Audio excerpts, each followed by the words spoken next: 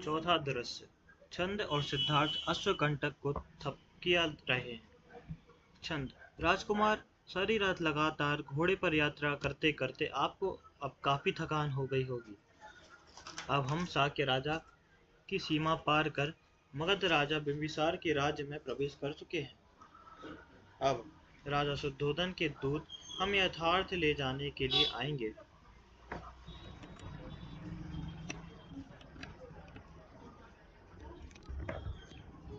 इसका डर नहीं है, अतः सिद्धार्थ आप कुछ देर इस शिला पर विश्राम करें।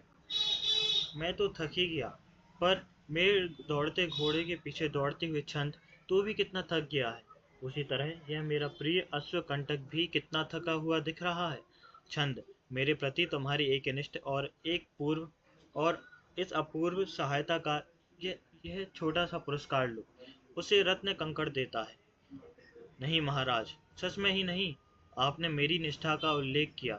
अब तो मुझे यह पुरस्कार लेने में अधिक ही संकोच हो रहा है, क्योंकि आपके राज त्याग पर और वन गमन पर मेरी निष्ठा थी, इसलिए मैं आया। ऐसा बिल्कुल भी नहीं है। आपके साहस और चित्त के प्रति मेरी निष्ठा पूरी तरह अस्त हो जाने पर भी मैं पीछे रह नहीं सकता था, इसलिए मैं साथ में आया। मार्ग में वापस जाने का निश्चय मैं बार बार कर रहा था, फिर भी आगे ही दौड़ रहा था। ऐसी बात नहीं कि दौड़ने की इच्छा मन में होने से मैं रुका नहीं। वस्तुतः मैं रुकना चाहता था, फिर भी मैं दौड़ता रहा। आपके चरणों का और वचनों का आकर्षण ही कुछ ऐसा विलक्षण है। अब यही देखिए कि आपकी ये रत्न कंकड़ मुझे लेने की बिल्कुल इच्छा नहीं हो रही है, परंतु महाराज, आपके लोग कहते ही मेरे हाथ आगे पसर जाते हैं। नहीं महाराज, मुझे ये बिल्कुल नहीं चाहिए। रत्न कंकड़ ले लेता है। सिद्धार्थ। छंद, अब इस घोर वन में मैं अकेला ही प्रवेश करूंगा, अतः तुम राजधानी लौट जाओ।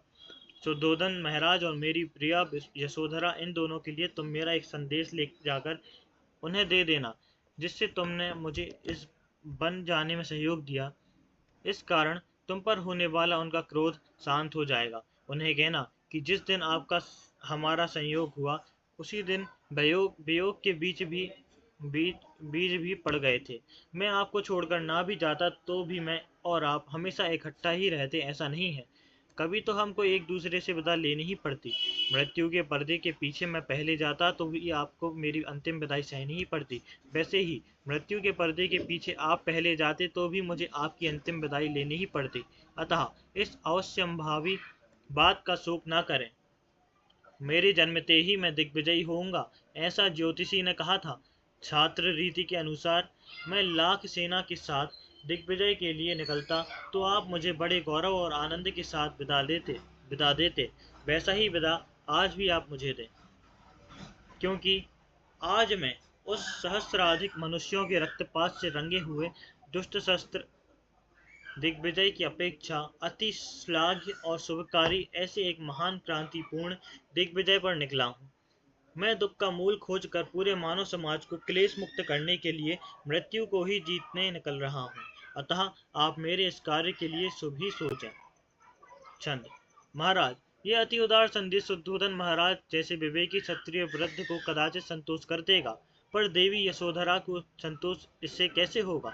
उसके भरे यौवन में आज बिल्कुल खालीपन होने वाला है। सिद्धार्थ। हाय हाय, सच में आज अभी उधर देवी यशोधरा पलंग से उठते ही दैनिक स्वभाव के अनुसार उसके निकट में सोया हूँ, ऐसा जानकर मुझ पर अपना हाथ रखने का प्रयास करेगी और वह हाथ नीचे गिर जाएगा। तब मैं नहीं हूँ, यह जानकर उसके हृदय को जो ठेस लगेगी, उसकी वेदना मुझे अभी यहाँ ही हो रही है। लोक कल्याण के लिए मेरे किए किसी भी त्याग से यह प्रीति त्याग ही अति कठिन है, इसलिए महान त्याग है। परंतु यशोधरा, मैं वन में ना जाकर तेरे मंदिर में तुझे प्रेम का पक्का आलिंगन दिए रहूं। फिर फिर भी तेरी यौवन और सौंदर्य का यह सुनहला नग मेरे आलिंगन के कंजूस मूठ से काल चोर छीन कर ले ही जाएगा। यशोधरा, तेरा यौवन फूटे पात्र की तरह निरंतर झर रहा है, इसलिए तेरे मेरे और विश्व के इस दुख से हमेशा के लिए विदा लेने के लिए, अर्थात तेरे ही चिरंतर कल्याण के लिए मैं आज तुझे छोड़ रहा हूँ। छंद। यह मेरा संदेश लो और लौट जाओ, अपना मुकुट निकालते हुए। और रे मुकुट, तू भी जा। तेरा भार इस मेरे मस्तक पर से दूर किए बिना विश्व कल्याण का भार उठाने के लिए वहाँ स्थान कैसे मिलेगा। बचपन से जब जब मैं कंगाल और श्रमिक किसान को पसीने से नहाया हुआ देखता था और राज्य के लिए युद्ध में घायल हुए सैनिक भी देखता था, तब तक मुझे इस राजमुकुट से घृणा होती थी। लगता था कि इस राजमुकुट में लगे हर निष्क्रिय रत्न में जो तेज चमक रहा है, वह उसका ना होकर उस श्रमिक किसान का है, और घायल सैनिक के पसीने और रक्त की बूंदे बूंदे बूंद बूंद के वे भयानक प्रतिबिंब हैं। राजा की तृष्णा राक्षस जैसी इन मेहनती श्रमिकों के रक्त का प्राशन करती है, और यह मुकुट उस रक्त पीने वाले राजा की पिपासा के हाथ का रक्त पीने का पात्र है।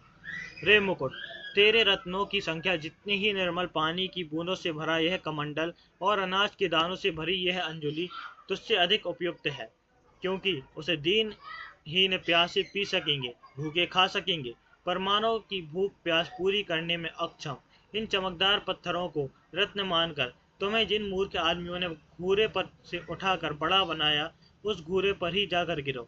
जाओ, फेंक देता है। और जरदारी कपड़ों, तुम भी जाओ, कपड़े फेंक देता है।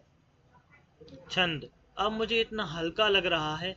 निर्धन बेचारों को देखकर आज तक मुझे जो दया आती थी वह लवार थी, क्योंकि भूखे का नंगे का दुख वही जान सकता है जो स्वयं नंगा है, भूखा है। दुखियों के दुख आज मेरे स्वयं पर ओट लेने से, भिखारी से भी भिखारी हो जाने से, उनके दुखों पर दया करने की वास्तविक पात्रता मुझ में आ गई। और कितना आश्चर्य है कि उस विलासी सुख का त्याग करते ही त्याग का विलासी सुख मुझे मिला।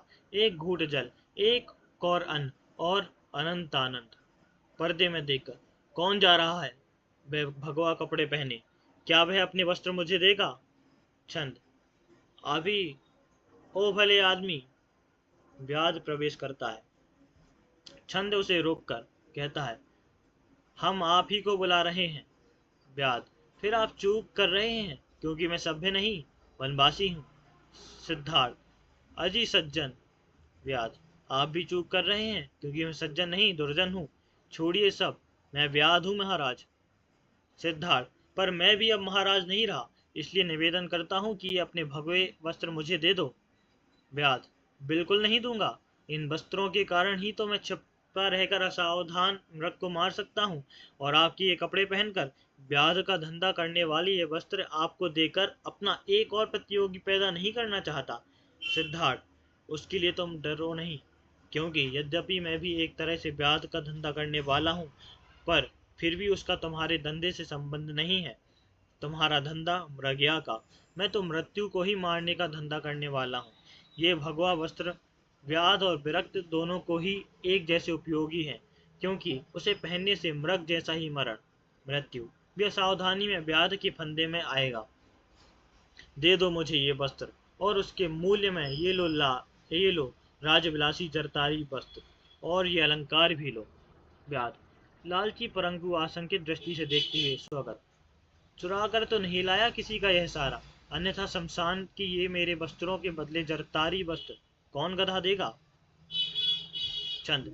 पगले व्याध, डरो मत। ये एक बहुत बड़े धनवान व्यक्ति होते हुए भी प्रबुद्ध होने के लिए संन्यास लेना चाह रहे हैं, इसलिए तुम यह अमूल्य अवसर मिला है। व्याध का और प्रबुद्ध का यह ऐसा सौदा हजारों वर्षों में कभी ही होता होगा। व्याध, स्वगत। मैं समझता था कि शाक्य राजपुत्र ही अकेला ऐसा उल्लू है, पर अब ऐसा दिखता है कि ऐसे सिरफरों का की एक जाति ही होगी इस विश्व में। प्रकट, अच्छा, दीजिए ये वस्त्र अलंकार और चलिए 4 कदम आगे। उस घूरे पर और कुछ चिंदियां हैं इसी रंग की, वे या ये सारी ही ले लो, जितनी ले सको। सिद्धार्थ और व्याध अंदर जाकर कपड़े बदल आते हैं। छंद देखता ही रह जाता है। छंद, पर जरतारी वस्त्रों से अब मृग फंसेगा नहीं। व्याध, ऐसे वस्त्र और अलंकार मिल जाने के बाद मृगों के पीछे क्यों भागूंगा। अजी 500 बंसुअर के बराबर है यह एक रत्न, बस वह मिल जाए तो फिर बंसुअर के पीछे दौड़ते फिरने के लिए क्या मैं कोई निर्बुद्ध बंसुअर हूँ। अच्छा, चलूं अब। लौटता है और कहता है, अब यह देखो, ये सब बेच लेने के 10-15 वर्ष बाद फिर मैं फिर से यहाँ आऊंगा, ब्याज का धंधा चालू करूंगा। तब आप भी नए राजवस्त्र और अलंकार पहन फिर से यहाँ आए, पहचान रखें और ऐसा वस्त्र विनिमय बार बार करते करते रहें हमसे। ब्याज निकल जाता है। सिद्धार्थ, लो, हो गया। मैंने अपने पास की स्वार्थ की चिंदी चिंदी फेंक दी। सकल दुखों का मूल खोजकर उसका उच्छेद कर समस्त प्राणी जगत को दुख मुक्त करने के लिए आज जो मैं यह कदम दुर्गम वन में रख रहा हूँ, वह सफल होने तक मैं पीछे कदम नहीं रख लूंगा। कम से कम इस कार्य में पराकाष्ठा के मानवीय प्रयास करने से मैं नहीं चूकूंगा। हे देवो, आपके समक्ष ऐसी प्रतिज्ञा कर यह सिद्धार्थ अपना अर्थ सिद्ध करने के लिए यह महाभिनिष्क्रमण कर रहा है। वन में जाता है, पर्दा गिरता है। पांचवा दृश्य यशोधरा का शयन कक्ष। मधुरा। सखी, सिद्धार्थ कपिल वस्तु में न लौटकर परिव्राजक होकर चले गए। छंद के संदेश के बाद शोकाकुल हुए शुद्धोधन महाराज ने प्रधान जी को भार्गव आश्रम में सिद्धार्थ को बुलाने भेजा था, पर वे विफल होकर लौट आए। अब सारी आशाएं लुप्त हो गई हैं। यशोधरा रोते हुए। मधुरा। सारी आशाएं लुप्त हो गईं। अपने यौवन के अंक का प्रारंभ उस स्वयंवर में होकर उसका अंत ऐसे स्वयं त्याग में हुआ। मेरी प्राप्ति के लिए प्रेम के प्रथम जोश में सिद्धार्थ ने उस शस्त्र स्पर्धा में स्वयं का प्राण धोखे में डालकर मेरा वर्णन जितनी उत्कटता से किया, उतनी ही उत्कटता से आज वह प्रेम अस्त होते ही उन्होंने मेरा त्याग करके मेरे प्राण धोखे में डाल दिए हैं। काम मुग्ध युवतियों, जिसे तुम प्रेम प्रेम कहती हो, वह ऐसा चंचल होता है। यह ध्यान में रखकर ही उसे अपनाओ, तो फिर धोखा नहीं होगा। अच्छा चलो लड़कियों, इस जीवन नाटक में यशोधरा का प्रवेश समाप्त हुआ। अब वह रंगमंच पर रानी के रूप में नहीं आएगी, इसलिए यह मेरे बीते प्रवेश के सैया मंदिर का दृश्य प्रकृति चित्र बदलो। उन तार वाद्यों को, सारंगियों को, जल तरंग को कहो कि यशोधरा के जीवन का प्रेम संगीत समाप्त हुआ। उसका सुर मौन हो गया। गीतों के राग भी कुपित होकर बैरागी हो गए। मधुरा। सखी, इतनी हताश क्यों हो? सिद्धार्थ की तरह पहले भी बड़े बड़े राजा विरक्त होकर वन में चले गए थे। उन्होंने साधना समाप्त होते ही फिर लौटकर अपनी प्रिया के साथ सुखी गृहस्थी बसाई। सिद्धार्थ भी वैसे ही लौट नहीं आएंगे, यह कैसे माने? यशोधरा। मधुरा, तुमने सिद्धार्थ का स्वभाव भी पहचाना नहीं, और इस यशोधरा का भी नहीं। नाटक में जैसे एक प्रवेश फिर से नहीं होता, भंग हुई वीणा जैसे फिर से बजती नहीं, वैसे ही हताशा में रति मंदिर से बाहर जाने वाली यशोधरा फिर से उसमें प्रवेश नहीं करेगी। वह अब व्रतस्थ होकर राजभवन के देव मंदिर में प्रवेश करेगी, और सिद्धार्थ लौट आए तो भी उनसे उसी देवी मंदिर में मिलेगी, देव मंदिर में मिलेगी, उनके द्वारा तिरस्कृत इस रति मंदिर में नहीं। इसलिए कहती हूँ, सखी, उठाओ उन तकियों को, वह रति सैया समेटो, उस पलंग को खड़ा करो। मेरे पहने हुए श्वेत परिधान के सिवाय अब मुझे दूसरे किसी भी वस्त्र की आवश्यकता नहीं है। इसलिए उन मूल्यवान साड़ियों आदि को तुम ले जाओ, जिनके प्रियकर उनसे ऊब कर अभी दूर नहीं हुए हैं, उन्हें दे देना। और यशोधरा का संदेश भी कहना कि तुम्हारे प्रियकर का स्नेहालिंगन जब तक प्रेम मुग्ध है, तब तक मन की मौज कर लो। क्योंकि सखियों, प्रेम से बांधे पुरुषों के हाथ दुखने लगकर कब वह तुमसे ऊब जाएगा, इसका कोई नियम नहीं है। ऐसा यशोधरा का अनुभव है। सभी। देवी, स्वामिनी, सखी, यह विलास भवन? यशोधरा। नहीं नहीं, इस विलास भवन की सारी व्यवस्थाएं चलाती रहो। यह मेरा अकेली का सैया मंदिर ही बंद करो। पर यहाँ मेरे अकेले की गृहस्थी नहीं थी। वृक्षलता, फूल, पंछी, मदन और रति का यहाँ राज्य था। मुझ अकेली के रस का विरस हो गया, इसलिए उनका विरस न होने देना। विश्व की मनोरमता में मेरे जैसा एक दुखी प्राणी यदि इतनी उजाड़ अव्यवस्था फैला देता है, तो अनेक के संसार उच्छिन्न होने पर सिद्धार्थ जैसे कहते हैं, वैसे यह जग वास्तव में केवल दुखमय हो जाएगा। इसलिए सखियों, बहुत जतन करो, वृक्षों को पानी दो। वे मोर इस संगम स्वर चबूतरे पर पंख फैलाकर जब विश्राम करते हैं, या जब अपनी प्रिया के सामने पंख फैलाकर नाचने लगते हैं, तब उनको विरस ना होने देना, नहीं तो वे विरक्त हो जाएंगे। मैना, बुलबुल, हंस को दाना समय पर खिलाया करना। मेरे भूखे मन के सामने से जैसे सुख की थाली खींच ली गई, वैसे उनके सामने से नहीं खींचना। अच्छा, अब मुझे विदा करो। जिस रति मंदिर का राजा चला गया, उसकी रानी भी जानी ही चाहिए। उठाओ वह सामान। गिराओ रानी यशोधरा के रति मंदिर पर अंतिम पर्दा, गिराओ। दूसरा अंक, पहला दृश्य। चित्रगुप्त, हे स्वामिन यमराज जी,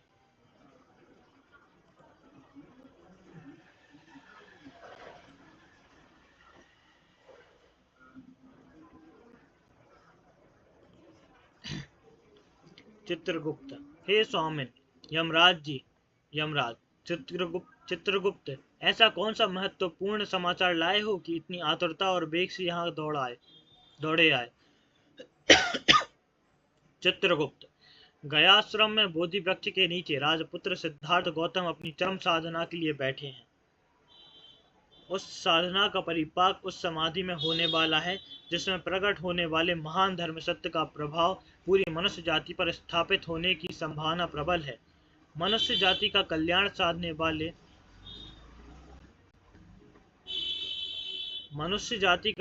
साधने वाले इस महान क्षण का परिणाम युगों युगों की काया पलट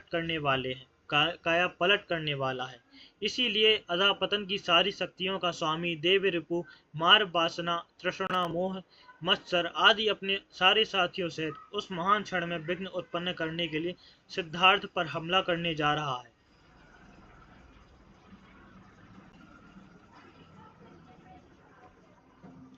पहले साम दाम दंड भेद में सिद्धार्थ न अटका तो अंत में दंड शक्ति की सहायता से वह देव रिपु मार सिद्धार्थ का नाश करना चाहता है।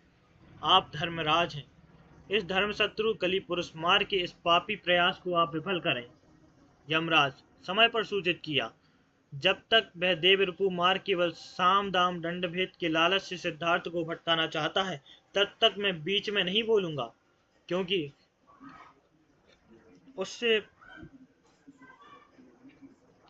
उससे राजपुत्र सिद्धार्थ के रण व्रत की परीक्षा ही होगी। पर यदि यह पापचारी मार सिद्धार्थ की चरम समाधि बल से भंग करना चाहेगा या उसका नाश करने का प्रयास करेगा तो मैं स्वयं उसे दंड देकर सिद्धार्थ का संरक्षण करूंगा। दूसरा दृश्य। बोधि वृक्ष के नीचे एक उच्च शिला पर सिद्धार्थ ध्यानस्थ बैठे हैं। उनके चारों ओर छीना श्वेत एवं दिव्य पर्दा लटक रहा है। देव रिपु मार और उसकी सहयोगिनी वासना उस पटल को दूर करके उस पर्दे के अंदर जाने का प्रयास कर रहे हैं। मार, क्या आश्चर्य है, राजपुत्र सिद्धार्थ के आगे जो उनकी पवित्रता का श्वेत पर्दा है उसे दूर कर मैं अंदर जा नहीं पा रहा हूँ। किसी भी तरह से उसे एक ओर करके मैं सीमा का उल्लंघन नहीं कर पा रहा हूँ। इस मर्यादा के निकट जाना संभव नहीं। यहीं से कुछ सुनाया जा सके तो सुनाना चाहिए, जोर से चिल्लाकर। राजपुत्र सिद्धार्थ, राजकुलोत्पन्न क्षत्रिय हो, मैं विनाशक शक्तियों का स्वामी हूँ। मुझसे देव भी हार चुके हैं। तेरी तपस्या से मैं प्रसन्न हो गया हूँ। मैं तेरी सहायता करता हूँ। चलो उठो, किसी भी चक्रवर्ती ने जो आज तक किया नहीं ऐसी दिग्विजय करो। वह सागर और सागर के पार स्थित वे पुरातन द्वीप मनुष्यों को अभी अज्ञात हैं। ऐसे नूतन द्वीपांतर खंड विश्व इन सब के सम्राट पद का राज मुकुट में तुम्हें प्रदान कर देता हूँ। चलो, ऐसा केवल बैठे रहकर तू बहुत हुआ तो एक बैरागी हो पाएगा, पर केवल उतने के लिए तुमने जन्म नहीं लिया है। तुम्हारे जन्मते ही राज ज्योतिषों ने भविष्य कथन किया था कि तुम चक्रवर्ती राजा होगे। लो, फिर अशेष द्वीपों के राज मुकुटों को ढाल कर निर्मित यह महान चक्रवर्तित्व का राजमुकुट मैं तुम्हें दे रहा हूँ। लो सिद्धार्थ ध्यानावस्था में आंखें कुछ मिचमिचाकर, मेरी समाधि को कौन भंग करने की चेष्टा कर रहा है? मैं तुझे पहचानता हूँ मार। तेरे उस राजमुकुट का हार मणिक हीरा रत्न तृष्णा की आसह असमनीय अग्नि से भरा हुआ है। जीवित अवस्था में यह ऐसी सुलगती चिता सिर पर लेकर तुम ही घुमा करो। आकाश में नया आनंददायी चंद्र उग आने पर जैसे तारा तप्त त्रिभुवन उस सुधाकर की कौमुदी में नहाकर शीतल हो जाता है, वैसे ही मेरे चित आकाश में इस प्रसादमय विवेक का उदय होते ही मेरी अंतरात्मा संतृप्त, शीतल एवं शांत हो गई है। एक जीव को भी मैं अशेष दुख से मुक्त कर ऐसा परमानंद दे सका तो मैं अपने इस जन्म का और इस साधना का जितना सार्थक हुआ मानूंगा, उतना लाखों लोगों को पीड़ा देकर प्राप्त किए हुए इस पूरे पृथ्वी के चक्रवर्तित्व की प्राप्ति से भी नहीं मानूंगा। मार, तू दूर जा, चला जा। तभी मार धक्का लगने जैसा होकर लड़खड़ाता पीछे आता है। वासना उसको संभालती है और स्वयं आगे जाकर श्वेत पर्दे से लगकर सिद्धार्थ को कहती है, वासना, राजपुत्र, आपने मार को जो मार दिया वह यथार्थ ही था। भीति संकुल और प्रपीड़क राज्य तृष्णा में सुख कैसे संभव है? परंतु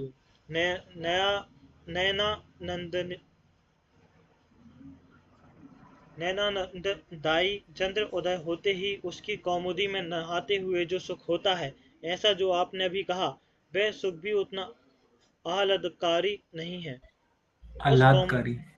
आह्लादकारी नहीं है। उस कौमुदी में नहाते हुए एकांत में कमल कोमल कामिनी के कामलोलुप आलिंगनी आलिंगन में जो सुख होता है, वही सारे सुखों में सबसे आह्लादकारी होता है। आओ सिद्धार्थ, मेरे आलिंगन में वह सुख भोग लो। आओ, मैं त्रैलोक की सुंदरी हूँ, तुम त्रैलोक के वीर हो, मैं तुम्हारा वर्ण करना चाहती हूँ। मेरे आलिंगन में वह आह्लादकारी सुख चिरंतर तुम भोगो। आओ सिद्धार्थ, चिरंतन, आज तुम यौवन से भरी हो, पर तेरी यह लावण्यमयी काया जब बुढ़ापे से कोड़ी, अंधी, घिनौनी, घृणास्पद। वासना, उस डर की चिंता ना करो, मेरा यौवन चिरंतर रहेगा, ऐसा मुझे वरदान प्राप्त है। सिद्धार्थ, फिर भी क्या, तुम्हें वैसा वरदान मिला है तो भी तुम मेरा वरण करना चाहती हो? जिसको ऐसा वरदान मिला हुआ नहीं है, मैं कभी तो बूढ़ा होऊंगा ही, रोगी होऊंगा ही, मेरे सारे अंग उपांग जीर्ण शीर्ण शिथिल होंगे ही। तब मेरी कामेक्षा बुझी हुई अग्नि जैसी राख की तरह हो जाएगी, तू मेरे लिए निर्माल्यवत हो जाएगी। वासना, परंतु सिद्धार्थ, चुप, एक अक्षर भी अधिक मत बोलो। जिसे स्वयं के शरीर से घृणा हो जाती है, ऐसे दो घृणास्पद देह के घिनौने आलिंगन का लालच मुझे दिखलाने वाली यह दूसरी तीसरी और कोई ना होकर, हाँ, पहचाना मैंने उसे, यह वासना ही होगी। वासना, तुम चली जाओ। वैसे ही धक्का लगकर वासना थर-थर कांपती लुढ़कती मार से जाकर सट जाती है। वासना, हाय हाय, पहचान लिया इसने। मार, मेरी रक्षा करो, यह मुझे जलाकर नष्ट कर देगा। मार, कौन किसको भस्म करता है, अब वह अभी दिख जाता है। कांचन कामिनी, मेरे इन दो अमोघ शस्त्रों की धार अवश्य इसके सामने भोथरी हो गई। साम दाम से यह भस्म नहीं आ रहा, फिर भी क्या है।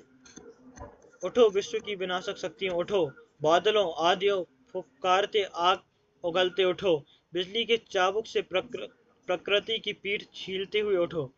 यदि इसकी साधना आज भंग न हुई तो इसे मेरे नाश का उपाय मिल जाएगा और ये मुझे भस्म कर देगा। उसके पहली प्रलय में जलाकर भस्म कर दिया जाए इस भंगड़ को। फू फू फू। वैसे ही अकस्मात दृश्यांतर होकर बादल बिजली गड़गड़ाहट का शोर मच जाता है। वन में आग लग जाती है और कड़कड़ाहट के साथ पेड़ गिरने लगते हैं। उस समय यमराज प्रकट होकर अपने दूतों से मार और वासना को धकेलते धकेलते पीछे ले जाते हैं। सिद्धार्थ, गर्जन भर्जन देवी रूपू मार चिल्लाकर मेरी साधना के इस जड़ासन को हिलाना चाहता है, पर प्रलय को हो या प्रभव हो, यह आसन अडिग ही रहेगा। जब तक मेरी साधना का यह आसन जगत कल्याण के रहस्य का परम मंगल ज्ञानपीठ नहीं हो जाता, अपनी साधना सफल होने तक मैं अटल रहूंगा। इहासने सुष्यतु मे शरीरम तगस्थि मानसम प्रलयम च यातु अप्राप्य बोधिम बहुजन्म दुर्लभाम निहासनात् कायमितः चलिप्यते। ओम शांति शांति शांति। ओम सर्वदिकम शांति शांति शांति। सिद्धार्थ समाधिस्थ हो जाते हैं। आंधी शांत हो जाती है। ज्वाला पीछे हटकर सिद्धार्थ के चारों ओर इंद्रधनुष जैसी नम और शीतल प्रभा पकड़कर तैरने लगती है। सारा वन प्रफुल्ल एवं प्रसन्न दिखने लगा।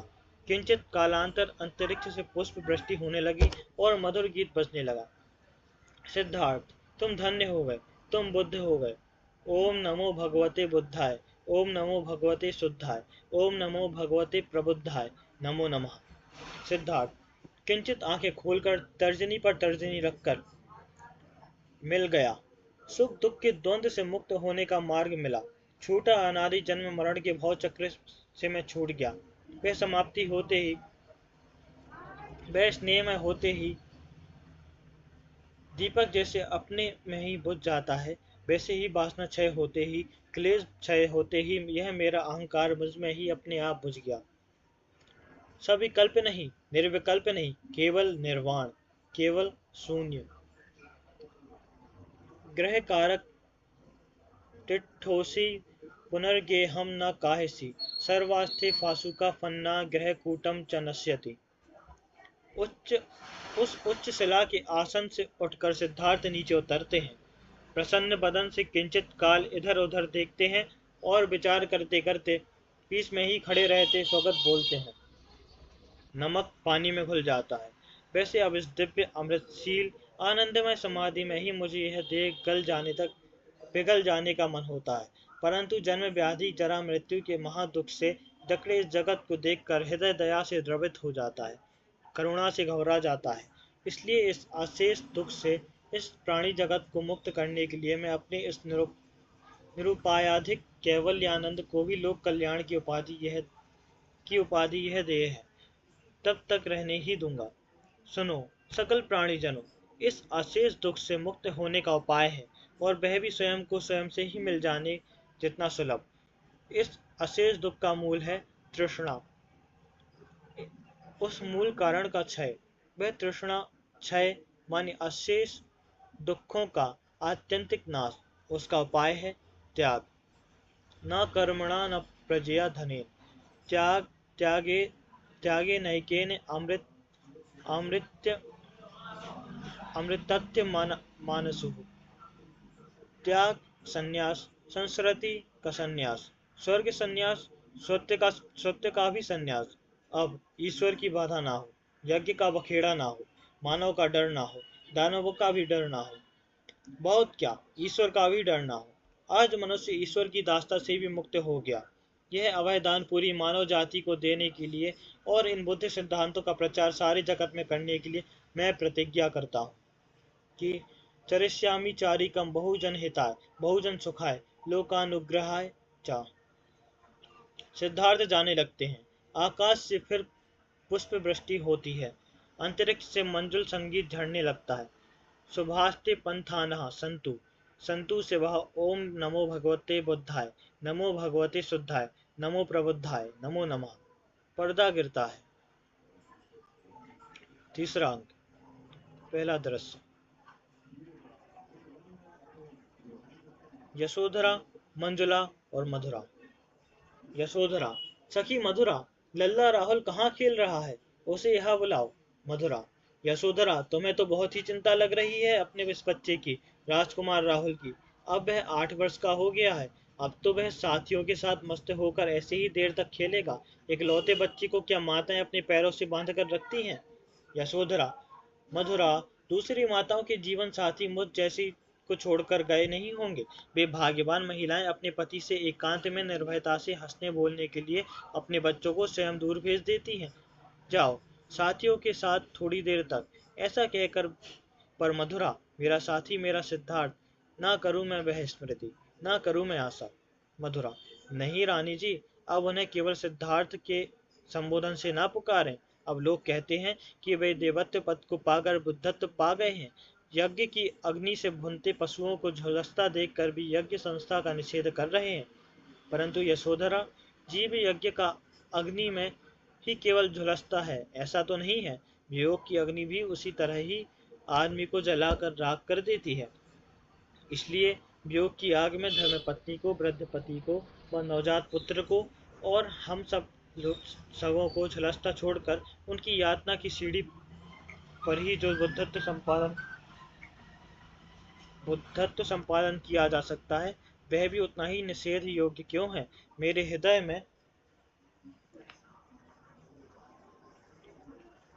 हृदय में उस परम पूज्य पुरुष के लिए बहुत आदर है, पर असह्य दुख के कारण ऐसे क्रोध के विचार कभी कभी चित्त में आए बिना नहीं रहते। यशोधरा, मैं भी जब वियोग के दुख में ऐसी ही व्याकुल हो जाती हूँ, तब मन में यह कहती हूँ कि सिद्धार्थ, पर तुम्हारा प्रेम है ना। फिर सिद्धार्थ को तेरे भगवान के को जिस तरह से सुख हो, उसी में तू भी सुख मानती रहे। लल्ला राहुल उसी की मूर्ति स्मृति है। वह आया और उन्होंने संसार त्याग किया। सिद्धार्थ की वियोग के दिन गिनने की राहुल एक मणिमाला, रत्नमाला ही तो है। वे स्मरणी हाथ में लिए मैं उस देवता का जप करती रहती। मंजुला, वियोग के दिन गिनने की जैसे जैसे वह स्मरणी है ना, वैसे ही वियोग का दुख भूलने की भी वह स्मरणी है। मेरे इस लाडले भांजे के साथ हंसते खेलते सारे दुख क्षण में कैसे समाप्त हो जाते हैं। रोते रोते हंसी आ जाती है। बुलाती हूँ उसे, राहुल, लल्ला राहुल। राहुल बगुले बतख जैसी गर्दन घुमाता आता है। मधुरा, यह क्या तरीका है? गर्दन क्यों घुमाते आ रहे हो? राहुल, हम सब उस सरोवर के किनारे हंस बतख बगलों को दाना डाल रहे हैं। वहां उनके झुंड के झुंड ऐसी गर्दनें घुमाते, ऐसे चक्कर लगाते दाना खा रहे हैं। वे जैसा करते हैं वैसा ही मैं कर रहा हूँ, सीख रहा हूँ। मौसी, मुझे किस लिए बुलाया है? यूं ही मैं जाता हूँ पंछियों से खेलने। मंजुला, हाथ पकड़कर, अरे वैसे ही तुम्हें नहीं बुलाया। जब तुम्हें खेलना होता है तब तुम नहीं बुलाते पंछियों को। वैसा ही हमें एक पंछी उसकी थोड़ी और हाथ पकड़ती है। वह अपने को खींचता है। यशोधरा, बड़ा चंचल हो गया है मेरा पुत्र। पिता के ठीक विपरीत। इसके पिता बचपन से ध्यान लगाकर बैठते थे और इसकी है हमेशा दौड़ भाग और हुड़दंग। राहुल, वे कौन थे जिन्हें पिता कह रही हूँ? वे कैसे बैठते थे? ध्यानस्थ होकर दिखाओ मुझे, मैं भी वैसे ही बैठूंगा। कभी सिखाया मुझे वह? आप चूक करती हैं, दूसरे को दोष देती हैं। मंजुला, अच्छा देखो। मंजुला, अच्छा देखो अब। मंच पर आसन लगाकर बैठती है। सामने कोई सामने कोई नहीं होना चाहिए था उन्हें। राहुल, अच्छा, मैं आपकी पीठ से लगकर खड़ा होता हूँ। मैं आपके कंधे से देखता हूँ कैसे आंखें बंद करती है, ध्यान करती है। पीठ की ओर से देखते हुए कुछ पंख उसके केस में खोंच देता है। यशोधरा को चुप रहने का संकेत करता है। सब मुस्कुराते हैं। अरे, आंखें खोल ली आपने। क्या यही है आपकी शांति? मंजुला, फिर आप सब हंसते क्यों हैं? राहुल, हम लाख हंसते हैं। पिताजी को ज्ञात होता था क्या यह? वाह, मौसी क्या सुंदर दिख रही हो। यबम यबम। मंजुला, अरे नटखट, ठिठोली करता है। क्यों यशोधरा, क्या इसने मेरी कुछ ठिठोली की? तू क्यों हंस रही है? कहो ना, कहो जी। राहुल, मत कहना माँ। मंजुला, यशोधरा, कहो ना, तुम्हें बहन से बेटा अधिक प्यारा हो गया ना। यशोधरा, अरे ऐसा कुछ नहीं है, उसने पीछे से तुम्हारे केस में पंछियों के पर खोसे हैं। राहुल, मंजुला पकड़ना चाहती है उससे छूटकर। माँ, तुझे बेटी से बहन अधिक प्यारी हो गई ना। भाग जाता है। दासी, रानी जी, देवियों, सुनो सुनो, असंभव आनंद की बात सुनो। सिद्धार्थ इस कपिल वस्तु में लौट आने वाले हैं। मधुरा, क्या कह रही हो? अरे, तुझे किसने कहा? दासी, अपनी सौगंध, भी लौट आने वाले हैं। उधर अपना परम ध्येय प्राप्त कर वे बुद्ध हो गए। बड़े बड़े राजा महाराजा उनके शिष्य हो गए। विपुल और भल्लक धनाढ़ व्यापारी भी। जो सुनता है वही आश्चर्य करता है। सारे लोग राजभवन में शुद्धोधन महाराज को कह रहे हैं और तुम्हें वही आश्चर्य सुनाने तत्काल उधर बुलवाया है। राजपुत्र सिद्धार्थ कृतार्थ होकर अपनी इस जन्मभूमि के लिए निकल पड़े हैं। कितना महान दिन है यह। मंजुला, कितना महान दिन है यह। अपना प्रियंकर सिद्धार्थ लौट आएगा। यशोधरा, बाली के भ्रम में ना हो, सिद्धार्थ नहीं, बुद्ध। गए थे वे प्रियंकर सिद्धार्थ, लौट रहे हैं वे सन्यासी बुद्ध। मंजुला, कुछ भी हो, भेंट तो होगी ही। यशोधरा, फिर भ्रम, भेंट नहीं दर्शन। आदमी आदमी को भेंट देता है, परंतु देव का होता है दूर से दर्शन। मनुष्य से भी अब देव बन गए हैं। मंजुला, सुने तो सही क्या आश्चर्य है। दूसरा दृश्य, यशोधरा का अंतःपुर। मधुरा, यह क्या यशोधरा, राजपुत्र सिद्धार्थ राजभवन में आकर खड़े हैं और तुम ऐसे ही क्यों खड़ी हो? वास्तविकता को देखने सबसे पहले तुम्हें राजमहल के महाद्वार पर जाकर स्वागत करना चाहिए था। पूरा नगर इस महान पर्व के समय जो बड़ी मन्नतों के बाद आया है, दर्शन करने भीड़ भीड़ किए हैं। तब देवी, तुम्हें कौन सा ऐसा विलक्षण संकोच है जो यहीं अंतःपुर में अपने को बांध कर रखे हुए हो? पगली, जिनके प्रेम में आज 8 वर्ष से तू छटपटाती खड़ी है, वे राजकुमार सिद्धार्थ स्वयं लौटकर राजभवन में खड़े हैं। तब उनके प्रेम की और कैसी परीक्षा लेनी शेष रह गई है? यशोधरा, मधुरा, क्या मैं उनके प्रेम की परीक्षा ले रही हूँ? नहीं, उनके प्रेम की नहीं, मैं परख रही हूँ कि मैं उनके वास्तविक रूप में प्रेम करती हूँ या नहीं। अरे, उनके निर्वाण सुख में मैं बाधा बनी हुई थी, इसलिए वे मुझे छोड़कर गए थे ना। वे विश्व के दुख को दूर करने संन्यास लेकर आए हैं। जैसे उनके त्याग के मार्ग में मैं पहले एक बाधा बनी हुई थी, वैसे ही उनके इस संन्यास मार्ग में मैं बाधा बन सकती हूँ। समय आए तो स्वयं दुख के गड्ढे में गिरकर भी प्रिय के सुख का मार्ग बाधा रहित करूं। यही प्रेम की खरी कसौटी है। मैं यह देखना चाहती हूँ कि मेरा प्रेम उस कसौटी पर खड़ा उतरता है या नहीं। मैं उनके प्रेम की परीक्षा नहीं ले रही, मैं अपने प्रेम की परीक्षा करना चाहती हूँ। प्रिय के इष्ट को मेरे प्रेम की नजर ना लगे, इसलिए उनका दर्शन टालने में मेरा प्रेम संयत है या नहीं, यह मैं देख रही हूँ। मंजुला, जल्दी जल्दी प्रवेश कर। यशोधरा, मधुरा, यह क्या है? सिद्धार्थ का सम्मान समारोह समाप्त होने को आ गया है, तब भी तुम वहां क्यों नहीं दिख रही? इसका सब लोग आश्चर्य कर रहे हैं। शुद्धोधन महाराज ने कितने संदेश भेजे। हे मानिनी, अब यह रुसवाई छोड़ दो, राजपुत्र के दर्शनों को चलो। यशोधरा, कैसी रुसवाई? पगली, कहाँ वे राजपुत्र मेरे वे देवता? मैं इन केसों को उनके सम्मान में बिछाती हुई उनको ले आती हूँ, चलो। मंजुला, ये जो आए हैं वे राजपुत्र नहीं, सन्यासी हैं। स्त्रियों के दर्शन भी वे नहीं करते। उसमें जो स्व स्त्री का दर्शन तो उनके ब्रह्मचर्य व्रत के लिए छूत जैसा है। तू कहती है लोगों में आश्चर्य है मेरे न आने का, पर लोगों को क्या? मैं आई होती और सन्यासी बुद्ध ने आंखें बंद कर मुझे चले जाने का संकेत किया होता, तो यही लोग कहते और कहेंगे कि यह पगलाई औरत यहाँ आई ही क्यों इस भरी राजसभा में उस महान सन्यासी के सामने। क्योंकि साधारण रीति यही है कि जो जितना अधिक स्त्रियों का तिरस्कार करेगा, वह उतना ही अधिक महान सन्यासी कहा जाएगा। मंजुला, अरे जी, बुद्ध ने ही 2 बार पूछा यशोधरा कहाँ है। यशोधरा, सच में पूछा उन्होंने? यूं ही कुछ तो नहीं कह रही है। उन्हें बुद्ध बन जाने के बाद मुझे पूछना था तो सिद्धार्थ रहते मुझे क्यों छोड़ गए? मंजुला, नहीं जी, सच में ही उन्होंने पूछा, सारा संकोच छोड़ दो। उनके साथ यशोधरा चलने लगती है। मेरे सामने पूछा, परंतु यशोधरा कहाँ है? यशोधरा तुरंत रुककर, सच में इतना ही पूछा ना? तो फिर इस पर इतना ही सिद्ध होता है कि महाबुद्ध सन्यासी ने, जिसका नाम भी नहीं लेना चाहिए, यशोधरा कोई हतभागी पतित नारी नहीं है। पर यशोधरा कहाँ है, उन्होंने इसलिए भी पूछा होगा कि जिससे वह जहाँ हो वह स्थल टाला जा सके। मंजुला, अरे, परंतु राजकुमार सिद्धार्थ का स्वभाव इस तरह शब्द छल करने वाला कहाँ है? यशोधरा, उनकी तेरी क्या पहली ही भेंट है? यशोधरा, उच्छ्वास छोड़ती है, राजकुमार सिद्धार्थ की मेरी पहली पहचान मेरे जीवन नाटक की यौवन के पहले प्रवेश में ही हुई। पर सखी, बिना बुलाए आगे जाऊं, इतनी मेरी पहचान सन्यासी बुद्ध के साथ नहीं हुई है। वह कुछ नहीं।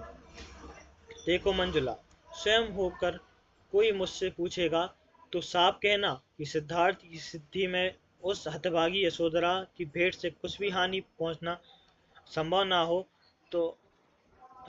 हो तो और उसे मिलने की सिद्धार्थ की इच्छा हो तो सिद्धार्थ ही अंतःपुर के इस देव मंदिर में आए। यशोधरा का अंतःपुर का मार्ग यदि बुद्ध भूल गए हों तो वह राजघराने की कोई भी दासी उन्हें बता देगी।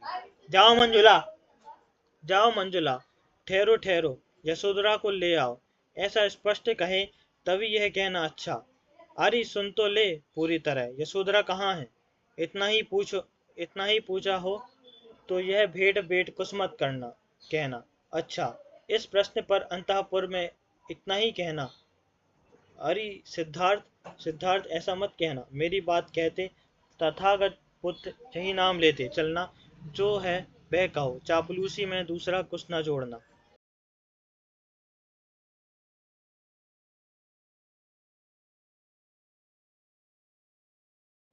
मैं पढ़ता हूँ। कहाँ से है? तीसरा दृश्य से। तीसरा दृश्य, बुद्ध और दो शिष्य। बुद्ध, शारिपुत्र मौद्गलायन, अब हम देवी यशोधरा के अंतःपुर में जाकर उसकी एकांत में भेंट लेंगे। उस समय मेरे अनेक शिष्यों के में से केवल दो विश्वसनीय शिष्यों को मैं इसलिए साथ में ले जा रहा हूँ कि मैं यशोधरा को ऐसी भेंट क्यों ले रहा हूँ। इसका मर्म मैं तुम जैसे मेरे एकनिष्ठ सामान्य लोगों को मेरा ये आचरण कदाचित अनुचित ही लगेगा। शारिपुत्र, वैसा वह लगेगा ही महाराज कुछ लोगों को। आप यशोधरा के यहाँ अकेले जा रहे हैं, यह सुनते ही आपत्ति सूचक दृष्टिपात कर कुछ लोग उपहास करते मैंने अभी देखे हैं। बुद्ध, मैं मैं यदि यशोधरा का मुखदर्शन भी न करते हुए वैसे ही निकल जाता, तो यही अन्य लोग मुझे क्रूर, कठोर, निर्दय कहकर वैसे भी दोष देते, जैसे मैंने जब और तब उन्होंने दिए थे। यशोधरा के पिता ने मैं सन्यासी हो गया इसलिए भरी सभा में अत्यंत अश्लील वाक्य कल ही कहे थे। मौद्गलायन, तथागत बुद्ध ने वह सारी अभद्र निंदा कितनी शांति से सुन ली। तुल्य निंदा स्तुति मौनी, ऐसे योगारूढ़ावस्था का जैसे कोई निश्चल सुवर्ण मूर्ति ही हो, ऐसे तथागत बुद्ध की वह शांत मूर्ति कितनी शोभा दे रही थी। बुद्ध, यह देखो, 8 वर्षों से आज तक अपने हृदय में दबाकर रखा उसके प्रेम का ज्वार मुझे देखते ही असंयत होगा और वह भावना के आवेग में मुझसे लिपट जाएगी। ऐसा हुआ तो तुम उसे हटाना नहीं। प्रियतमा की व्यक्तिगत प्रीति के इस आलिंगन से ही संसार के श्रेय रस की कटुतम औषधि मुझे उसे पिलानी है। शारिपुत्र, जैसा तथागत का आदेश, यही है वह देवी यशोधरा का अंतःपुर। पर्दा गिरता है, यशोधरा बुद्ध को देखते ही अश्रु विवल होकर पीठ फेर लेती है। मंजुला मधुरा उसे अरे चलो नमस्कार करो ऐसा मंद स्वर में कहती है। सिद्धार्थ, देवी यशोधरा यशोधरा सिसकते हुए एकाएक देखकर, कौन? मेरे सिद्धार्थ, मेरे प्राणपति, मेरे प्राण प्रिय, दौड़कर गले लगते हुए, जीवन के ये 7-8 वर्ष मैंने कैसे बिताए, इसकी तुम्हें कुछ कल्पना भी है? सिद्धार्थ, काल में मुझ पर जो प्रेम था वह बुद्ध काल में परीक्षण हुआ ही होगा, फिर भी बुद्ध, परीक्षण नहीं परिपूर्ण यशोधरा। पीछे जो हमारा एक दूसरे पर प्रेम था वह देहाधिष्ठित तृष्णा के ज्वार का प्रतिबिंब था, इसलिए तुम्हारी मेरी देह के अनिवार्य परिवर्तन के साथ ही वह प्रेम भी ढलने वाला था। देह से, व्याधि से, न्यूनांगता से वह प्रेम भी न्यून और जर्जर होने वाला था। अतः वह प्रेम घृणास्पद होने वाला था। इसलिए मैंने अपार, अनंत और अमर ऐसे किसी प्रेम की न सूखने वाली नई वरमाला तुम्हें अर्पण करने हेतु क्षणिक वियोग के व्रत को अपनाया। यशोधरा, तुम उस क्षणिक वियोग का दुख अब इस चिरंतन संगम के सुख में भूल जाओ। पहले के उस दैहिक स्वयंवर में मैंने तुम्हें और तुमने मुझे जो वरमाला पहनाई, वे मालाएं अपने स्वयंवर के अपने सूखने वाले प्रेम की तरह सूख जाने वाले फूलों से गूंथी हुई थी। अब इस आत्मिक स्वयंवर में यह कभी भी न सूखने वाला निर्वाण सुख के हर सिंगार पारिजात के फूलों की माला मैं तुम्हें अर्पण कर रहा हूँ। पूर्व की प्रीति केवल तृष्णा थी, अब की प्रीति तो प्रत्यक्ष तृप्ति है। प्राणी जगत के अशेष दुख का मूल तृष्णा का समूल क्षय ही निर्वाण है। दुख का अंतिम जो सार है वह चरम शांति का परम मंगलास्पद मार्ग मैंने सकल प्राणियों के लिए उपलब्ध और अनावृत कर दिया है। यशोधरा, तुम तो मेरी सहधर्मचारिणी हो, तुम्हें उस निर्वाण शांति के मंगलमय मार्ग पर तथागत बुद्ध स्वयं हाथ पकड़कर संभाल कर ले जाएंगे। यशोधरा, महाराज, ऐसी देववाणी का अर्थ मेरी मानवता की भावना से व्याकुल हुए मन के आकाश में बिजली जैसा कौंधता हुआ चमकता है, कुछ छिपता है। अतः देव, हम मानवों की अल्लड़ भाषा में मुझे एक बार स्पष्ट कहे कि सिद्धार्थ के चरणों का जैसा वियोग मुझे बीच में ही हुआ था, वैसा अब कभी नहीं होगा। इतना दान तो आप मुझे दे ही दे, वही मेरी साधना है। उस साधना से ही मुझे निर्वाण की परम शांति प्राप्त हो। सिद्धार्थ, तथास्तु तथास्तु तथास्तु। चल देते हैं। यशोधरा, माने? मधुरा, मंजुला, अरे ये गए कि किसी युग जैसे सुदीर्घ अवधि के बाद मिलकर प्रस्तावना के 2 शब्द समाप्त होते ही वे चले भी गए। मंजुला, अरे गए माने अंतःपुर से गए, इतना ही। उसके पहले हमें उनकी भेंटने की अनुज्ञा देकर गए हैं ना मधुरा। इतने में राहुल आता है। राहुल, माँ, माँ, वे साधु जी इधर तुम्हारी ओर आकर गए ना? सच बता, मुझे क्यों नहीं बुलाया? मुझे इसलिए दूसरी ओर भेज दिया था क्योंकि तुम उनसे अकेले में मिलना चाहती थी। क्यों? लबार कहीं की। वे कौन है तेरे? मेरे कौन है? उन सन्यासियों में से कौन है अम्मा? यशोधरा, लल्ला, वह देख, उन सबके आगे देवों में तेजो वलय से जो मंडित है, पुत्र वही पुरुष सिंह तेरे पिता है। अच्छा, चल उनसे मिलने। तेरा औरस अधिकार है, चल उस अधिकार को प्राप्त कर।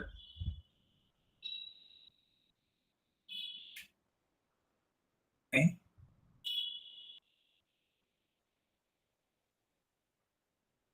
ओ, ओके।